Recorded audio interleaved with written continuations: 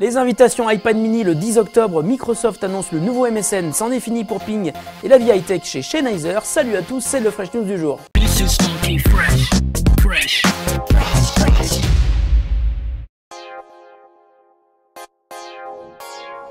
Après l'iPhone 5 qui a démontré que l'époque du secret absolu est révolue chez Apple, les toutes dernières rumeurs sur l'iPad mini sont désormais prises très au sérieux. D'après CNN, c'est le 10 octobre que Apple enverra les invitations à la presse pour une keynote une semaine plus tard, le 17 octobre. On devrait ainsi avoir la surprise du nouvel iPad mini, évoqué depuis maintenant 2 ans, mais qui est de plus en plus crédible. Selon le calendrier généralement en place lors des keynotes d'annonce de produits, c'est le 2 novembre que pourrait sortir l'iPad mini, parfait donc pour les fêtes de fin d'année. Selon diverses sources, il pourrait s'appeler iPad Air, avoir une taille d'écran de 7,85 pouces, être techniquement semblable à l'iPad 2 et être commercialisé à 199 $. Les analystes du secteur prévoient même 10 millions d'exemplaires vendus avant la fin de l'année. En tout cas, DigiTimes de son côté confirme que les usines de Foxconn et Pegatron, les deux sous-traitants de Apple pour l'iPad mini, tournent à plein régime, nuit et jour. Rendez-vous la semaine prochaine pour voir si la rumeur a dit vrai. Microsoft vient d'annoncer le lancement de la toute nouvelle version de MSN.com, leader des portails web dans 27 pays du monde. Cette mouture rafraîchie tournera exclusivement sur Internet Explorer 10 et adoptera le design de l'interface tactile de Windows 8. C'est d'ailleurs le 26 octobre, jour de sortie de l'OS, que le nouveau MSN verra le jour. Le portail sera configuré comme la page d'accueil par défaut de IE10 sur Windows 8, ce qui devrait rapidement booster son trafic.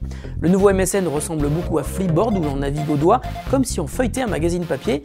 Microsoft indique également que son portail d'info MSN News sera désormais alimenté par 2 sources principales, Reuters et Associated Press. Cela fait suite à la fin du partenariat entre MSN et NBC aux États-Unis.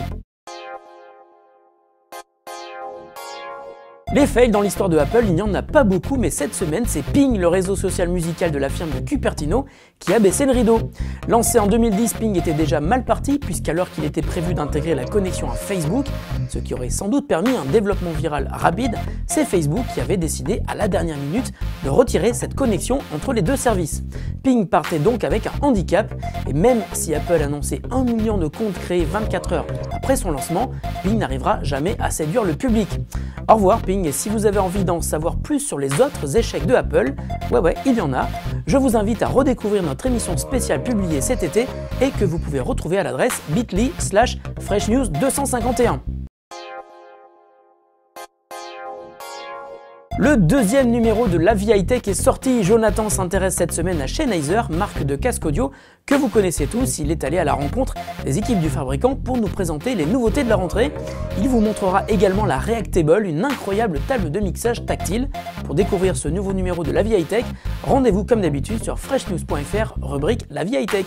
La question du jour nous vient d'un fan, mais on ne sait plus qui. Eh oui, on a fait un fail, on a perdu la question.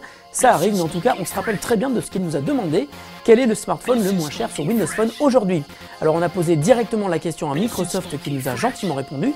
Le Windows Phone le moins cher sans subvention opérateur est actuellement le Nokia Lumia 610. On le trouve aujourd'hui à moins de 200 € chez certains revendeurs et évidemment avec un nouvel abonnement, on peut le trouver facilement à 1 € sans problème. Voilà, cher fan mystérieux, j'espère que tu es satisfait de la réponse et si ce n'est pas le cas, écris-nous pour te plaindre, comme ça au moins on saura qui tu es. Fresh News c'est fini pour aujourd'hui, on se retrouve demain pour de nouvelles news de la planète high-tech. Salut à tous!